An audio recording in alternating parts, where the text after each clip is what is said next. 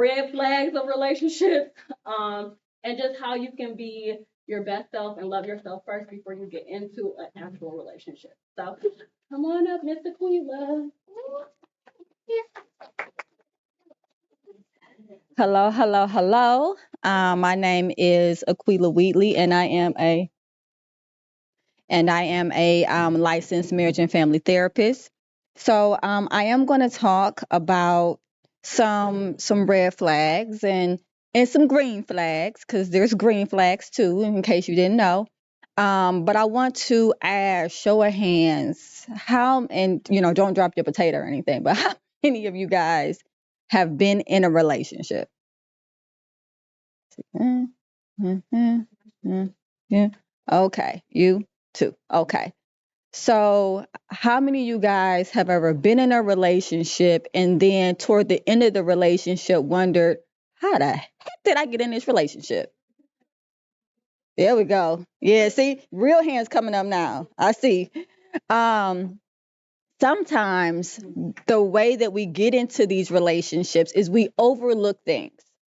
And we tend to overlook things because we're so much wanting to be with someone, because we believe our value is attached to who we're with, instead of understanding that our value is attached to who we are.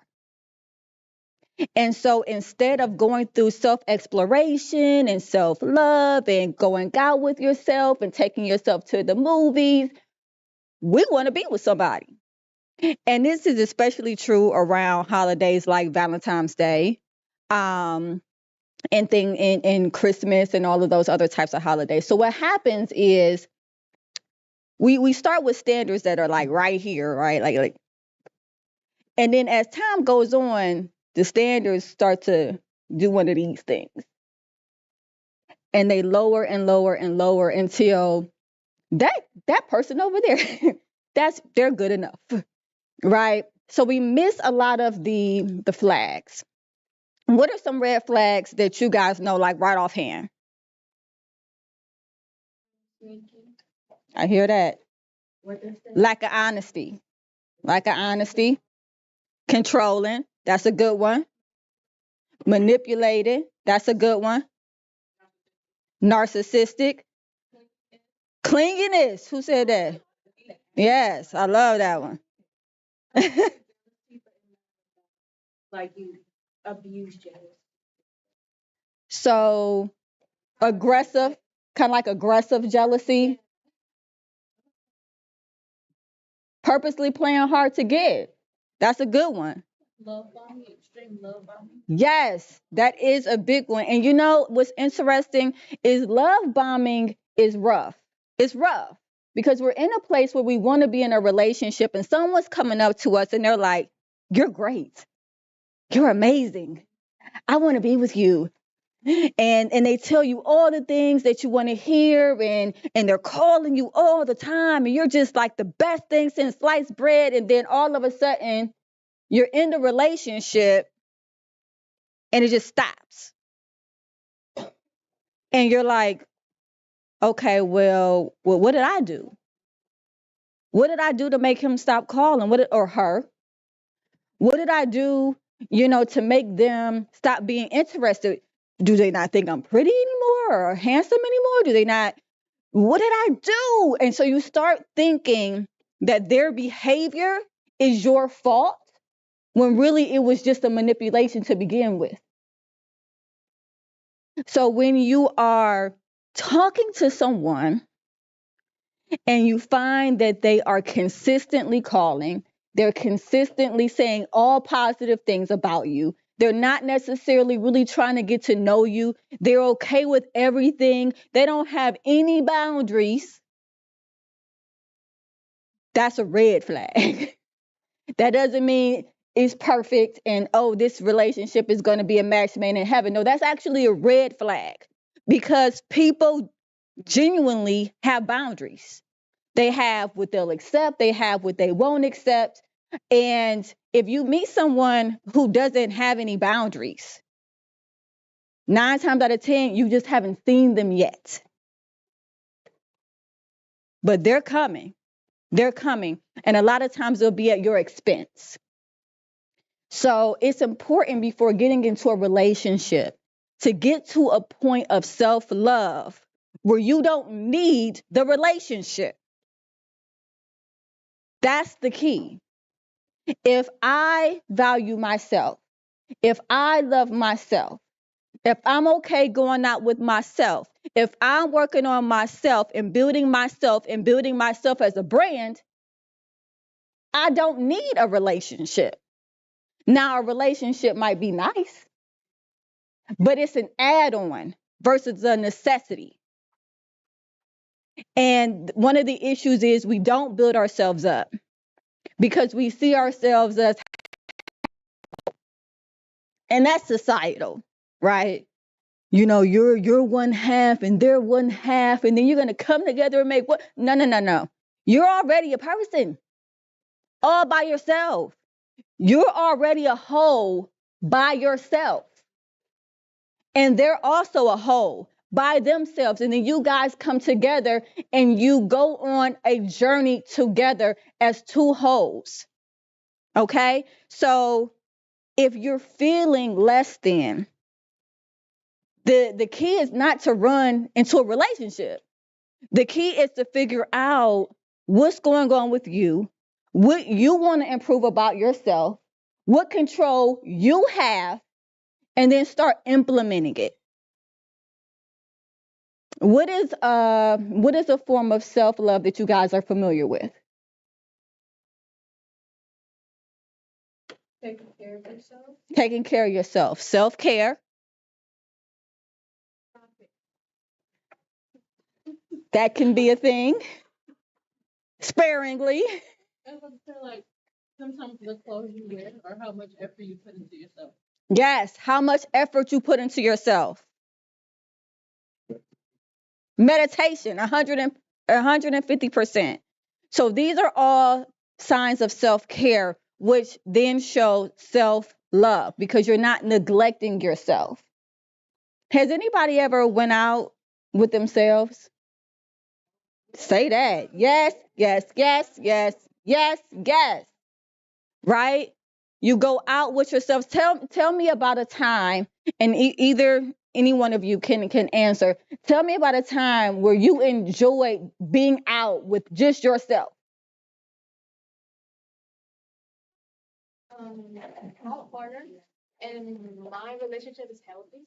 I don't need them, and they know that, so it's healthy. And I go by myself, just to walk, literally, just put the music on, walk, just go watch or anywhere, and then just like be happy. I don't need someone to love me. So yeah, and and thankfully they understand.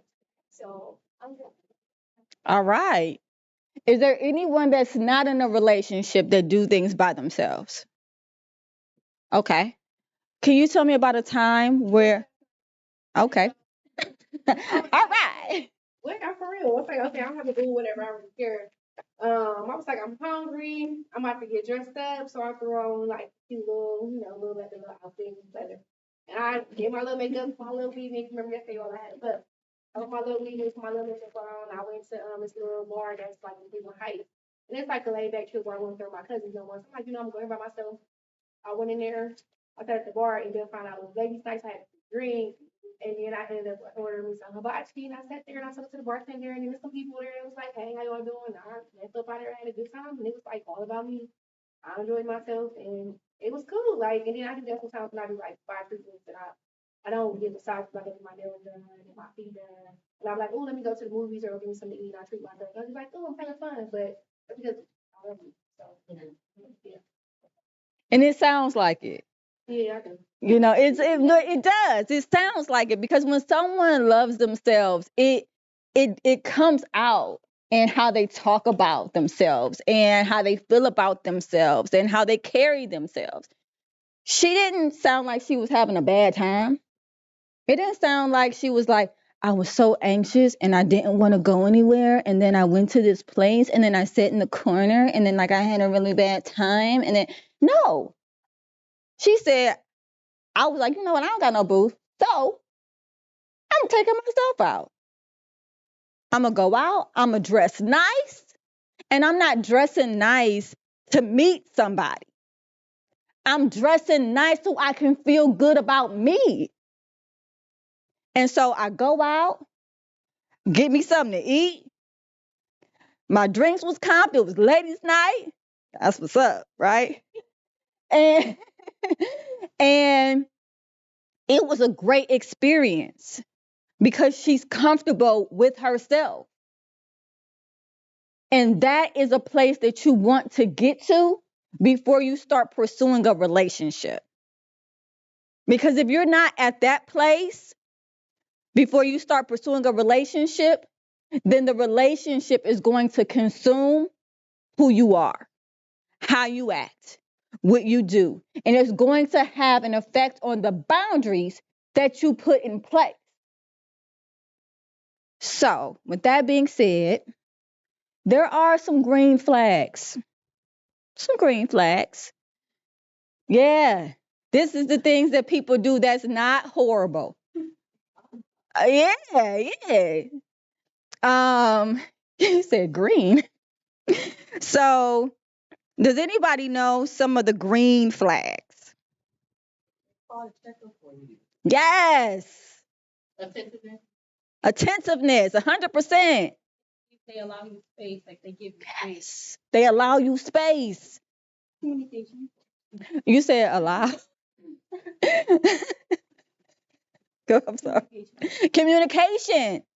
Is it overly communicating or is it like healthy? It's not overly communicating. It's like the lack of no, this is green flags. This is good stuff. Okay. So communication, reassurance. So things that isn't within your interest.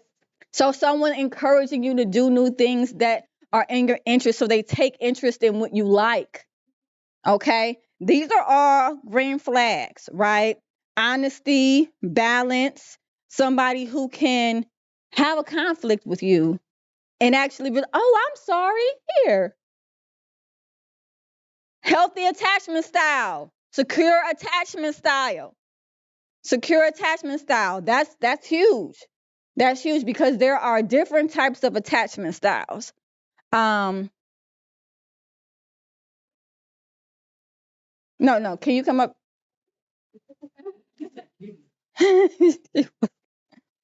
So I'm going to demonstrate, and it's going to be an extreme, because that's just who I am.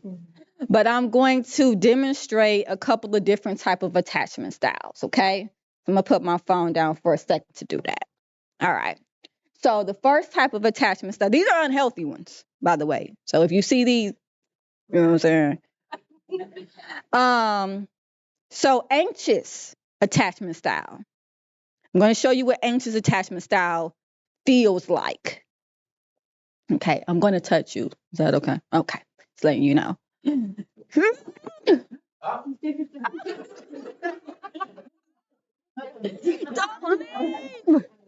I need you to stay. I gotta go.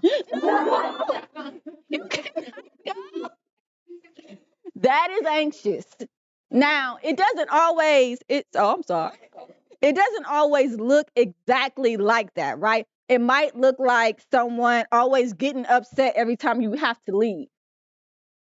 Like they always have an attitude, or they're always showing up at your house, which is not cute, by the way. And they always knocking at your door, and you didn't invite them. And you're like, what are you doing here? I just came to surprise you. No, no, you don't get to do that.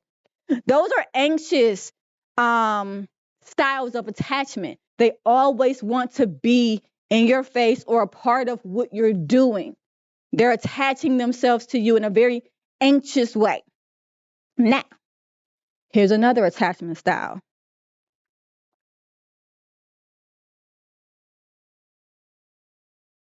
What you doing here? You told me to look. I don't remember that. You could go. You could go. Right now? Yeah, go. Go. No. Stay. Don't go. Man, man, man. You told me to leave. I ain't mean. Okay, I stay. Okay, you stay, but really don't stay. So that's one, and that's called anxious avoidant. You said what? Cat behavior? They would just want you when they want you. Yes, cats are like that. They are like that. But anxious avoidant is when someone is not when you're around them, they act like they don't want you around. Oh, I don't need you here. What you doing here? I ain't call you. What do you want? But as soon as you're about to leave, I love you. I need you. And they're calling you all the time. And that's how you get pulled back into the cycle. Because they treat you like crap whenever you're around. And then,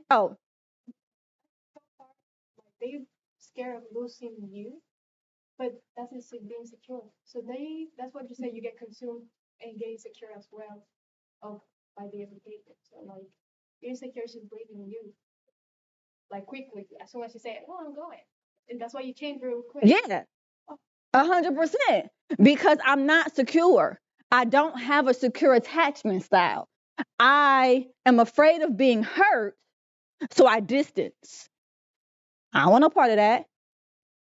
But soon as she's about to leave, my fear of abandonment comes in. And now I'm just, oh, and I need her to be around. That is actually a very common attachment style. Something that I'm sure many of you might have seen, where someone treats you a certain way, and then all of a sudden, when you're like, I'm through with this, they're like, no. Anxious avoidant. You like, I seen that. So there's anxious avoidant, there is anxious, there's just avoidant, where anytime someone tries to come to me and talk to me, I just continue to distance myself. Now, the avoidant personality is interesting because it really only manifests when they're around someone anxious. So do. I mean, you don't have to do it like I did it, but Anxious? uh-huh. Like the first one? Yeah, like the first one. I need a hug. All right, there you go. Don't be doing that. Oh, You know you love me. that is avoidant, but it only works when you have someone that's anxious, right? Because imagine if you have two avoidant people. Be an avoidant person, and I'm an avoidant person. Peace. I'll see you later. That's it. That's how the end, right? Relationship over. Because that's just the type of people they are. So they typically will gravitate towards people that are anxious, but they're emotionally unavailable. We're talking about like trying to get things healthy, but there's people that find that cute. Yes, That's the problem. I know. That's true. And I saw your hand.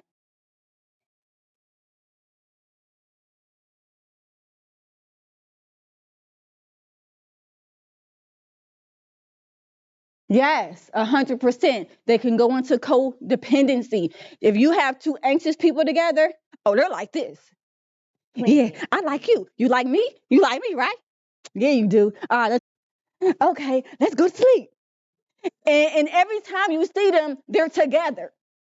They're never apart unless they like have to be. And then when they have to be, I'm texting them. I'm about to call them. I'm on FaceTime. Like they're just anxious. But the other person's like, I love it because I'm anxious too.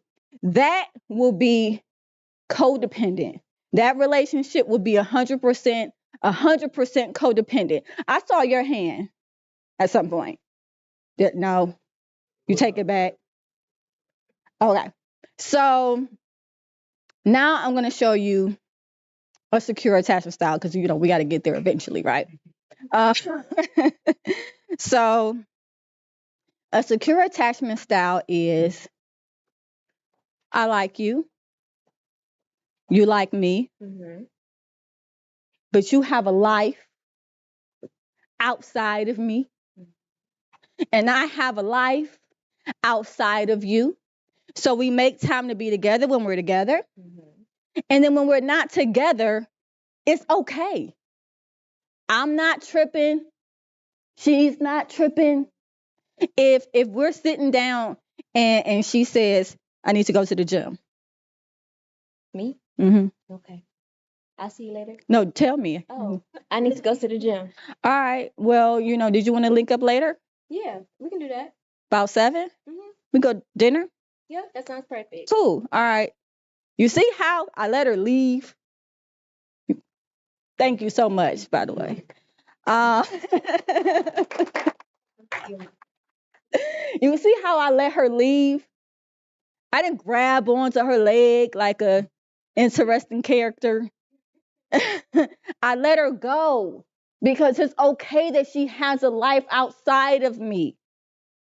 That's what you want. You're not two halves forming a whole. You're two wholes choosing to be in a relationship with one another. And those are two completely different things. So secure attachment style is something that you look for. However, interestingly enough, you have to be someone that has a secure attachment style to be able to seek out someone with a secure attachment style. If not, you're going to be drawn to people that are anxious. You're going to be drawn to people that are anxious avoidant, and you're going to be off put by people that are actually secure. It would feel more like, I don't think they really care about me. They're always prioritizing other things in front of me. I feel like we don't spend enough time together. I called this person 8 times in 1 minute and they didn't pick up the phone. Because you're anxious and they're secure. And so those type of relationships, it doesn't feel good because it brings out your anxiety. So when you become secure in who you are and your attachment style, then you are able to seek out individuals who are also secure. And when they go and do their thing, guess what? You got your own thing. And even if you don't, you just chilling. You're not obsessing. You're not ruminating. You're not wondering when that person is going to call you. And the interesting thing about it is that society teaches us that anxiety is love. So when you hear that someone's in love, give me some of the symptoms of being in love. Smiling all the time, that's cool. Constantly ooh, you sound irritated. Constantly talking about them. Overly thinking about them. Somebody said something over here. Oh, saying they always in love. They making up their own scenarios. Fantasizing about them. Boosting confidence, that's positive. Playful while having butterflies in your stomach. Butterflies in your stomach. Constantly, my man, my man, my man. My man, my man, my man. Okay. So I'm constantly talking about, now some of the things that you guys mentioned were positive, like boosting self-esteem. That's a positive thing. I love you, you love me. Boosting self-esteem, right? However, it's important that we already have self-esteem before we get into a relationship. Because if we don't, then we're going to let that relationship, or whether or not that relationship is successful, define us. However, rumination, I heard. Now, no one said rumination. They said thinking about the person all the time, right? That's rumination. That is a symptom of anxiety. Yeah, how about that? Butterflies in the stomach. That is a symptom of anxiety. That is a physical symptom of anxiety. Always talking about the person. I can't think of nobody else. It's obsessive. And obsessiveness is a sign of anxiety. You guessed it, right? So all of these things are signs of anxiety. Now, TV makes you think, well, that's love. I can't function without that person. I'm thinking about them all the time. I'm messing up at work. I can't think about anything but them. And oh, I can't sleep. How many songs that I can't breathe? I can't breathe. You can't breathe. My air, my heart, my everything. I saw someone had their boyfriend saved as my everything. Yo, everything? I'm like, well, okay. That's my world. Have you seen Disney movies that always, feel like, you didn't love him, but you just met him? Right. I love him. Like they're willing to drop Romeo and Juliet, and it's everything. fine. They're willing to drop Everything. Just for that one person. or like you're hanging out with them and that they always constantly bringing the partner, or they're willing to leave you in the moment of that person as like calling saying, can I come see you? Oh, they'll disappear. You'll be like, damn, what's wrong? We came together. So they probably, so they're prioritizing them over everything. Forget y'all friendship, y'all plans. It don't matter what y'all had going on. My babe called. I gotta go party. Psh, I'm not doing that. They prioritize them over everything. But see, that is what society tells us love looks like. They ingrain it into us in the movies, romantic comedies, cartoons, big heart, right? The songs, oh, I can't live without you. All of that, right? It becomes ingrained in us. So when we start feeling anxious attachment, we think we're in love. And if we feel a secure attachment, meaning that we like them, they're cool, we cool, but we don't have to be around them all the time. We're okay with them doing their own thing. We still do our own. We hang out with our friends still. We don't abandon them at the party that we came with together. You know, you know. Then we're like, oh, we must not love them. That's what we think. We must not love them then. Because we are caught up in love being a feeling versus a choice. Love is what you do, not what you feel. It's what you do. Ask yourself, if you're in a relationship, what does my love do? What does my partner's love do? Not how does it feel? Not that. You said what? Oh. Not how does it feel? What does it do? Because if it's causing you pain and it's causing you distress, the love is not doing anything positive for you, not building you up. But if it is someone encouraging you to do new things and have new experiences or chase your goals, they're encouraging you to build yourself as they build themselves. Because you don't want nobody. So like you build yourself so that you can take care of me. That's a different thing. Okay. But they build themselves as they encourage you to build yourself. Love is, I really can't stand to be around this person right now. But I will. Because I know tomorrow will be a different day. Right?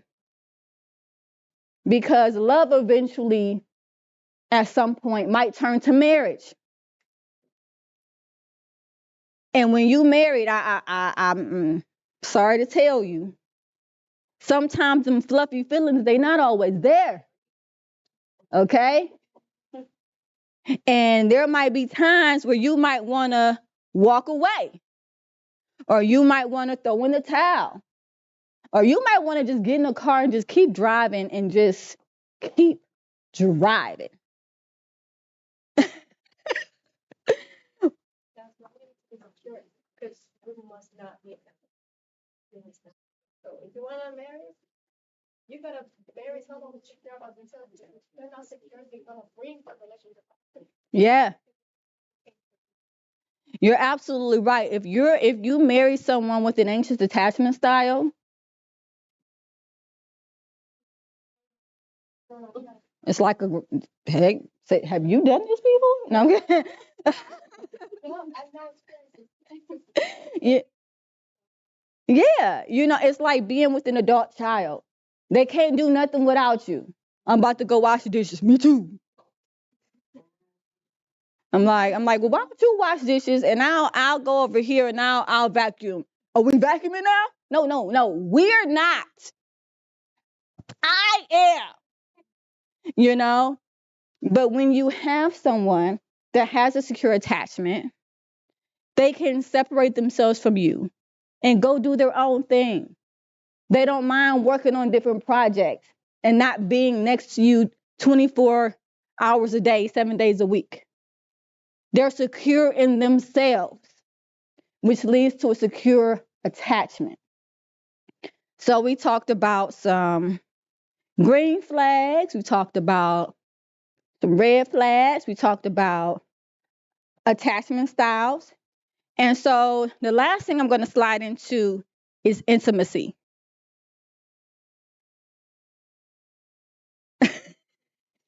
Okay. What? Like y'all bond over someone that y'all hate, and then y'all think y'all in love, but then it's like, y'all only connected because y'all just hated that one person.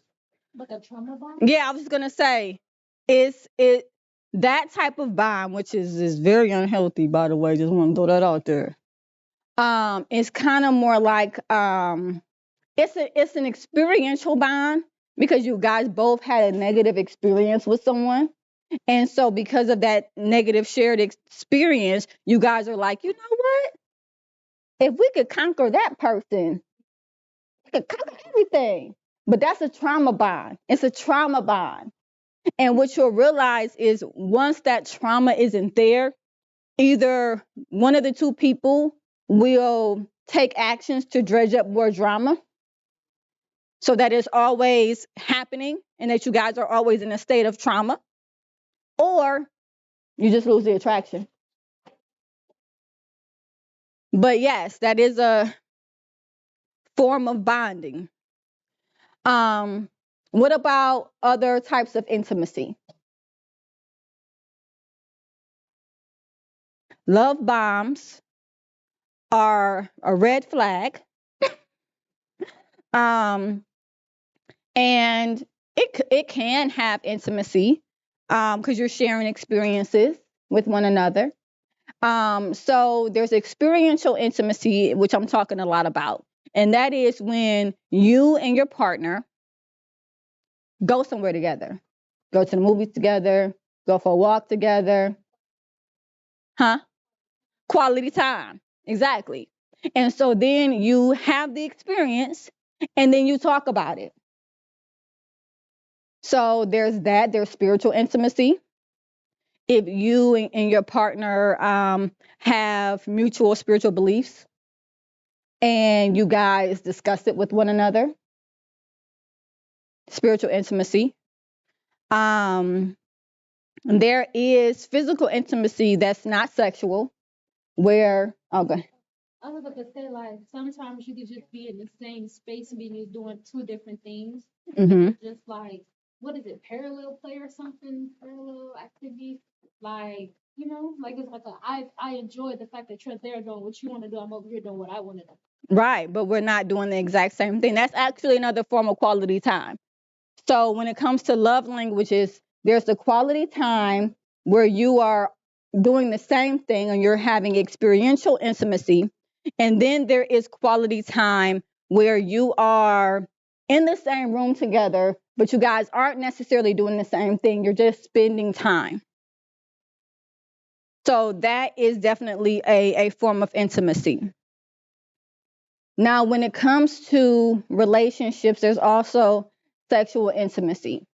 However, it's very important to become secure in yourself, who you are, and what you need before you go into that type of intimacy. It's important to build experiential intimacy. It's important to build boundaries. It's important to build communication, right? It's important to build expectations. And has anybody ever heard of a situationship?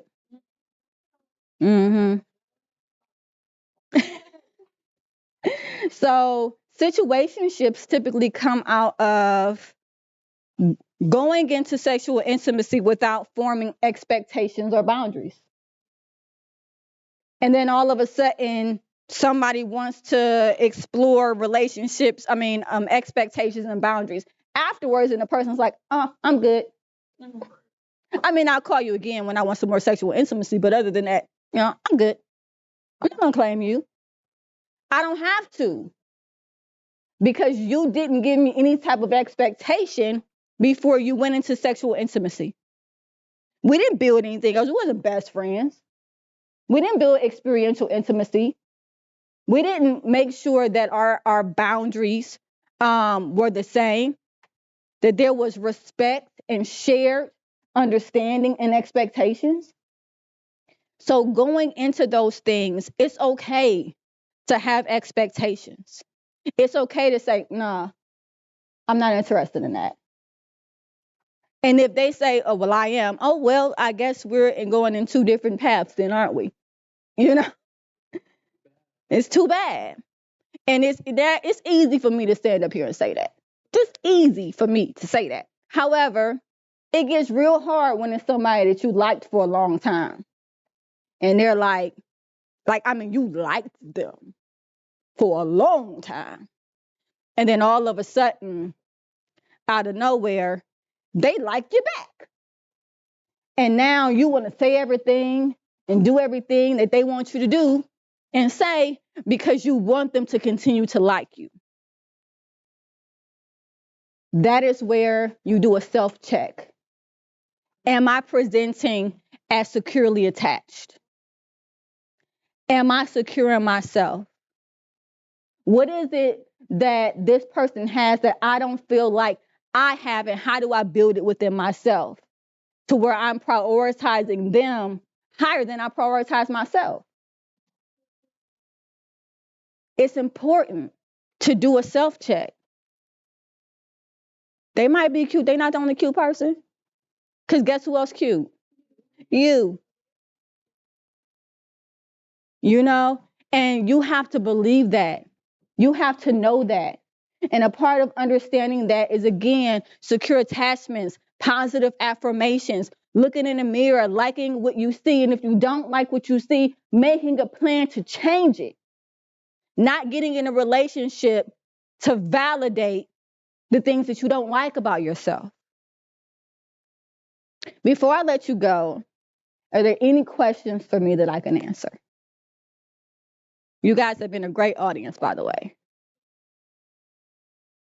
All right. So with that said, I gave you some green flags. I gave you some red flags. We talked about intimacy, non-sexual intimacy, and we also talked about attachment styles. I hope that this is something that you all can take with you throughout your journey. And when you see, that anxious, remember, you guys have been great. Thank you for your time.